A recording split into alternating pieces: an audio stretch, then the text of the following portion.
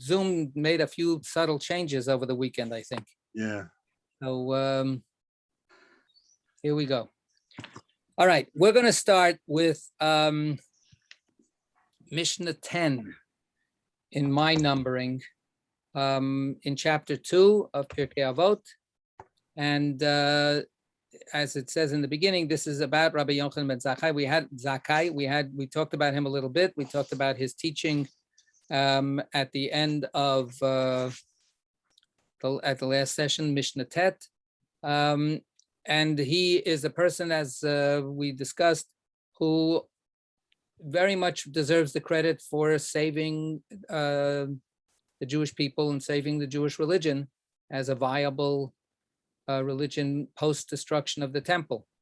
And as has been pointed out, he's called Rabban Yochanan ben Zakkai, our rabbi. Rabban is a title reserved for the patriarch, the person who is the head of the entire rabbinic community, Rabban Gamliel, Rabban Shimon ben Gamliel, and so on. But Rabban Yochanan ben Zakkai was not part of that lineage. He wasn't part of the Hillel dynasty, but he took the initiative to, as I said, establish Yavne, establish the Rabbinic Academy outside of Jerusalem, as he saw that Jerusalem was going to be destroyed because of numerous factors, interior and exterior. And he is called Rabban Yochanan ben Zakkai in recognition of the fact for a while he was the main rabbinic leader. Eventually he gave up his position, or he was pushed out of his position, it's not clear. And the position was restored to the Hillel dynasty, and Rabban Gamliel became the patriarch instead. But he is, honored throughout time for his contribution. And the last time that we read, his teaching basically says we're here for one reason. The Jewish people are here for one reason, and that's to learn a lot of Torah. And of course, learning means also putting it into practice. And he, as I said, risked his life to save the Torah at a time of national crisis. So now we're at Mishnah Yud, and we see what happens, part of his legacy. So I don't know that we're going to have much differences in the translation of this first Mishnah, because the first Mishnah is just a little bit of information. But who's going to read that first Mishnah 10, our usual consensus translation? Okay, Geraldine, please. Rabbi Yochanan ben Zakkai had 5 disciples, namely Rabbi Eliezer ben Hirkanos, Rabbi Yehoshua ben Hananiah, Rabbi Yosei HaKohen, Rabbi Shimon ben Netanel, Rabbi Elazar ben Arak. Okay, so that's the whole Mishnah. So there's no, special wisdom teaching here. Just implicitly the idea that he cultivated a number of, many students, but these 5 were especially considered his disciples. Josie, yeah.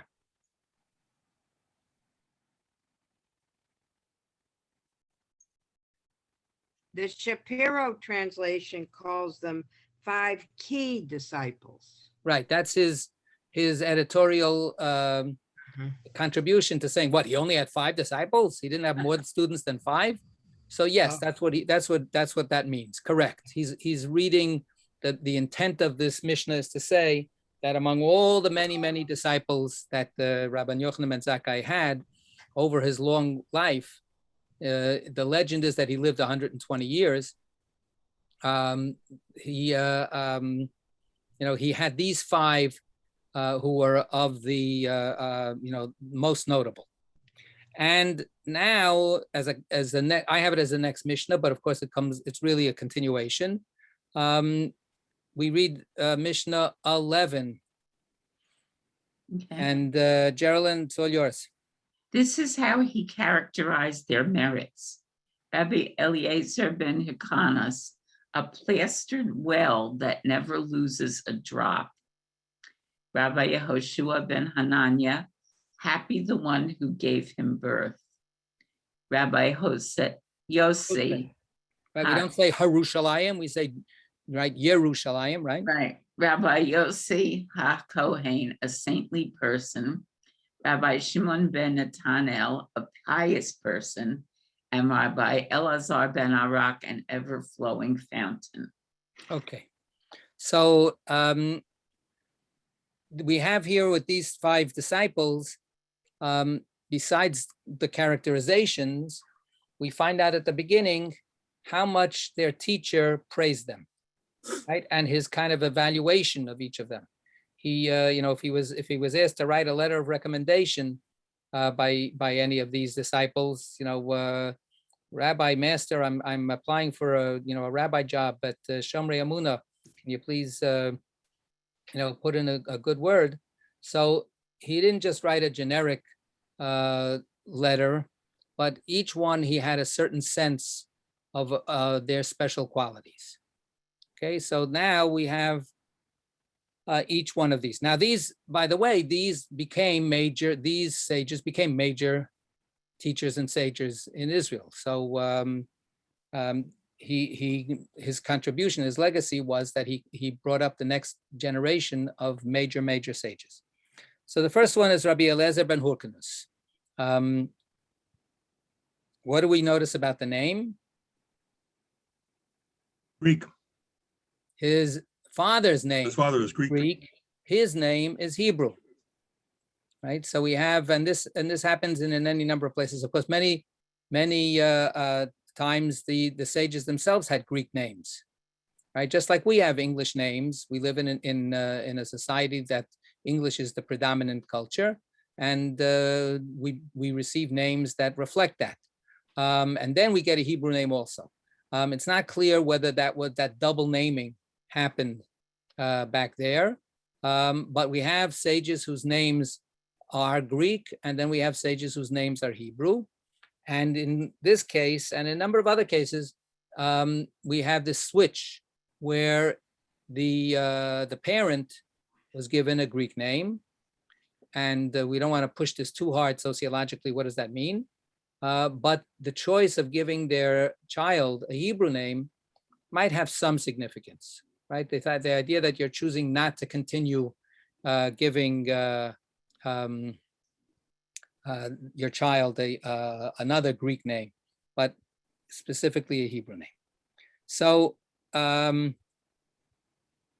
Eliezer ben Hyrcanus, or Hyrcanus as it's written in English, is described as a plastered cistern that doesn't lose a drop. So what does that mean? Yeah, Sarita. So that would seem to suggest that, when he's studying and learning something, he never forgets it. All these pearls of wisdom are just retained by him. Right. The guy has a phenomenal memory. Anything you pour into his mind stays there. So he absorbs and he absorbs, we use the word absorb, but what he's using is the word, he just contains, everything, none of it leaks out, none of it gets lost. And this actually was for a definitive description of Rabbi Eliezer ben Hyrcanus. He was known later. Some of us may have, heard the stories in the Kosher Salt series.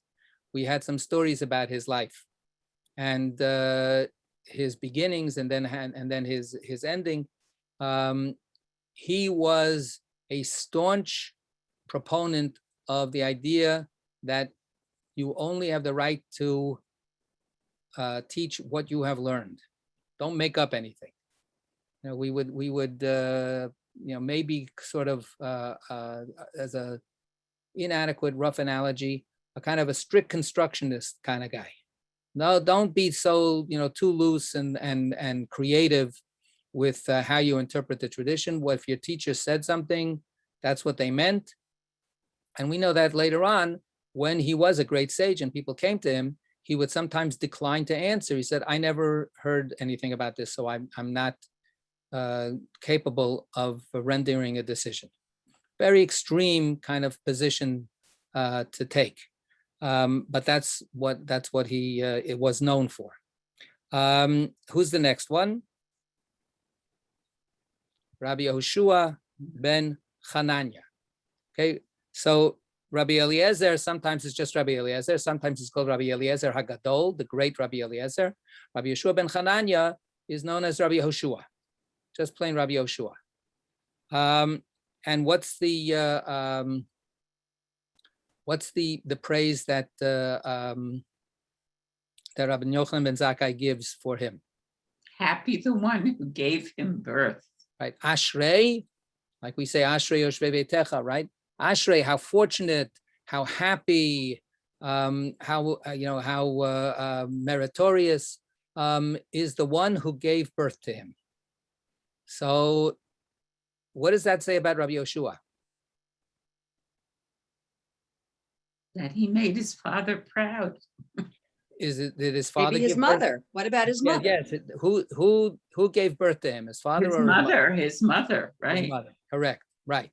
So this is actually, let's notice with Rabbi Eliezer, he says a description that reflects specifically about a character trait or an intellectual capacity that's specifically his, Rabbi Eliezer's own talent, right?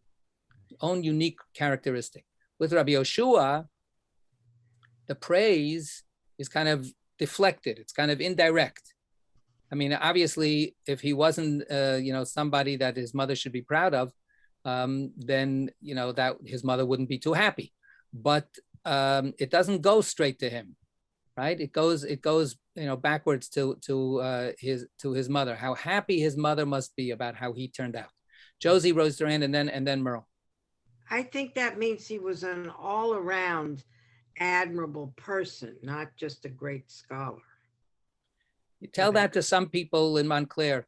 Your child is not going to Harvard or Yale, but they're pretty good people. Let's see how happy some of those parents would be. I think you're right. I think that should make a person happy, but that doesn't necessarily make everybody happy. What's the translation for in Rabbi Shapiro's translation? Anything interesting? It says, praised is she who bore him. Okay, so Ashrei is an interesting word, as I said, but it really means fortunate or happy. He's taking it as he's praising her, but what he's saying is she must be so full of nachas, right? That's basically what it is. Boy, is this mom full of nachas for this child of hers. That's what I think every time I see the weatherman Lee Goldberg on Channel 7. Mother must be. Right. Okay, good. Merle. I was just going to offer my translation, and it actually uses the word praiseworthy is she who bore him. Praiseworthy. Okay, so praiseworthy. Okay, so a little bit of this and a little bit of that. We have stories that his mother knocked herself out to give him a Jewish education. Right. In fact, there's an interesting contrast between Rabbi Eliezer, the first sage that we mentioned here, the first disciple, and Rabbi Yehoshua.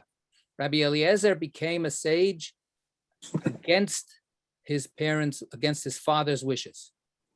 His father was against him going to study, and his father disowned him when he finally broke away from his father. His father was a rich person with a big, gigantic estate. He wanted all of his sons to be to learn the business, so to speak, and do the farming and do the tending of the flocks and so on. And that's what he considered to be the important thing. And when his son, who was miserable doing that, he would say, "Why are you so miserable? Why are you crying? What's your?" And he goes, "I want to learn Torah. I don't want to do this. I want to learn Torah." And he says, "Just get back to work." So he finally abandons his father and his family, and he goes to study. And he comes from, as I say, a wealthy family, and he lives in total poverty.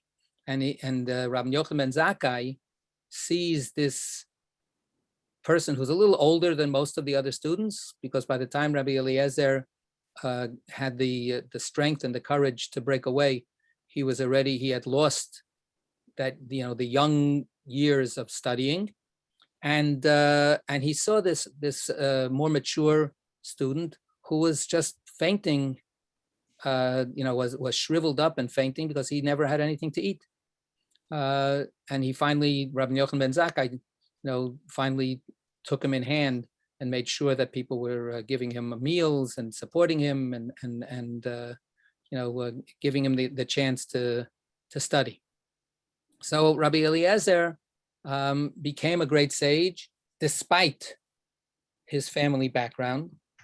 Rabbi Yoshua became a great sage because his mother, from the time that he was a nobody, she would bring her son to the Beit Midrash or pass in the carriage, past the Beit Midrash. This is the story that's told much later, so that the baby would absorb the sound of people studying Torah. I want to just mention, I'm not going to mention names, but yesterday we were fortunate to have our first gathering in person indoors for a Shabbat morning service with all of the adjustments and so on. But for a period of time, in the back of the shul, there was a young parent with a little boy. The little boy sitting on the floor, totally not knowing anything about what was going on. But that boy subliminally, was absorbing the sound of people davening and the sound of the Torah reading, because the parent decided that it's okay for me to bring this kid and daven a little bit and have the kid just take it in. So this is what Rabbi Yoshua's mother did from an early age. Merle. When I first joined Shomrei more than 30 years ago, I came from a reform background such that it was. And I come to services and people are kissing in the aisles and the children are running up and down the aisles. And I'm thinking to myself, there's a service going on here. What kind of behavior is this? But now hearing, and I sort of absorbed what we were doing myself, but this explanation is really wonderful, that they're exposing the children and they absorb it by osmosis or subliminally. I like that. Yeah, thanks. Yeah, Geraldine. Is Hananya his father's name or his mother's name? His father's name, right? Most of the time in the old days, it was the father's name that was mentioned, right? Not the mother's name. But here it's the mother who's given credit for encouraging and marinating her child in the source of Torah. And what time period are we talking about? We're talking about Rabbi Yochanan ben Zakkai was already a master teacher in 70 CE. And in fact, Rabbi Yoshua and Rabbi Eliezer were two of his, he snuck out of Jerusalem. I told this story a little bit last week, right? He snuck out by pretending that he was dead. Nobody could be buried in Jerusalem. Oh, yeah. So he wasn't a coffin, but it was a kind of like a coffin. He was put in a coffin, and he was carried out by Rabbi Yoshua and Rabbi Eliezer, among others. So that means that they were already adults in 70 CE, right? And they became major teachers after the destruction of the temple. Both of them actually were major teachers for Rabbi Akiva. So we're talking about, from a little bit before the destruction of the temple, a little bit before 70 through 70 CE and beyond. First century CE. Yeah, Sarita. So I just wanted to go back to Eliezer because in my mind, I'm sort of filling in that backstory that he came to study in spite of his father. And I'm thinking that what that may have engendered in him is the sense of preciousness, right? About how precious the learning is, but also perhaps a sense of hoarding, right? That I have to hold on to all of it. I don't want to lose it. And I'm wondering if that to some extent might have accounted for some of his rigidity then, right? That I don't want to lose it. I don't want to change it. I don't want to risk, be sort of being kicked out, as it were. And I just sort of filling in this backstory on how he might have approached study in a different way that somebody like Yehoshua might have approached it. Okay, it's fun to speculate and psychoanalyze people at no cost. So, but that's, there. I think that those factors are intriguing and possible. I think it's very plausible what you're saying. I would add another possibility that doesn't contradict it, but sort of comes in with this, because of course, all of us are complicated and many factors contribute to how we end up putting ourselves together. And that is that he was then very, very dedicated to substitute father figures, because his own father was totally against what he passionately wanted to be in life. Then when he found a rabbi to be his teacher, that rabbi became so precious. So it's not only his own hoarding, but his devotion to that authority figure, to that father figure, was then, kind of compensating for the break that he suffered from with his own father. By the way, they reconciled afterwards. When the father saw that he was like considered a real good sage, then all of a sudden the father said, "Oh, I guess maybe he is not such a failure as I thought." So they ended up making peace between the two of them, thankfully. So before we go to the rest of them, also we should understand that these two sages, Rabbi Eliezer and Rabbi Yehoshua, overshadowed actually the other three, even though the other three were also important sages. They were the two key figures of their generation, and they didn't quite see eye to eye, right? So, how much, your family history or your own childhood ends up, determining who you are, and then the other person with the opposite childhood, and then you become adults, and then maybe you don't see the world the same way. Rabbi Eliezer and Rabbi Yehoshua ended up many times clashing in the study hall, in the Beit Midrash. And the most famous is a story that some of you have heard maybe more than once, and a critical story in the development of Rabbinic Judaism. And that is when Rabbi Eliezer had an argument with the rest of the sages about a particular, the oven of Achnai, it's called. I'm not going to go into what the argument was all about, but basically he was a holdout. Everybody had one legal opinion about it's a ritual impurity question. They had one opinion, and he had the opposite opinion. And we usually say, majority rules, but he wouldn't give in. And he said, I know that I'm right. And if I'm right, let heaven come to my side. And there are all these miraculous signs from heaven that he's right. And, the miracles happen all to prove that he's right. Just like we have in the Bible where Moses says, if I'm right, then may God do a miracle so that Korach will be proved to be wrong.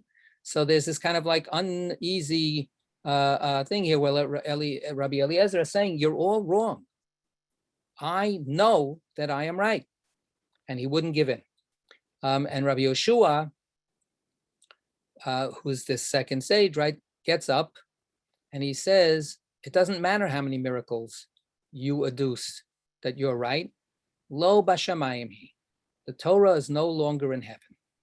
The Torah was given to us, and we have to make the best decisions that we can, whatever fallibility we have, whatever limitations we have. That's what God wanted. God already gave over the decision-making to us and not to heaven. So it could be that heaven agrees with you, but guess what? The majority of human beings in this room don't agree with you. And the Torah has to follow human judgment. So therefore, we're not giving in to your opinion. And tragically, what happened was that Rabbi Eliezer refused to concede, and he then was put in cherem. He then was ostracized by the rabbinic community. The greatest sage of his time was then put into social isolation because he would not abide by the will of the majority. So, and that didn't get lifted until his death. So it's a whole tragic story. If you want to look back, maybe it was recorded in Kosher Salt, one of the very first, but it's back there someplace. If you have to listen to every single Kosher Salt till you find it, wouldn't be so bad either. Okay, yeah, Jen. No, we can go on. Good. Okay. Yes, Sarita. No, so I think that, that it's an interesting perspective on, what we're supposed to do with Torah. What is the Torah supposed to be? So the rigid adherence to every single word, it has to be this way and it can never change, as opposed to it's a living document. It's truly a tree of life. And if you don't water it and don't let it sort of grow and nurture it, then it could die. And that's really tragic. If Eliezer sort of couldn't see that. So yeah, so we're not going to dwell too much more on that, but I also want to just cautiously say Rabbi Yoshua is not playing fast and loose with the Torah. Rabbi Yoshua was just as devoted to the Torah as Rabbi Eliezer, was just as careful about not abusing the meanings of the Torah. He didn't say, well, the Torah can mean anything we want. It had to, do with considered, deep contemplation and consideration and argumentation about how can we be true to the Torah? And I don't see your point of view, Rabbi Eliezer. I just don't. I see my point of view. It's not that I just want to change things. This is what it is. I mean, this is, I just want to put that in because sometimes I get a feeling in the world that we're living in that, change is automatically the right thing. A lot of people feel that way. I don't know. So, okay. We're going to stop here and we'll go forward next week, God willing. Okay? Who See was it everybody. who excommunicated? Thank you very much. That's the call. Stay safe.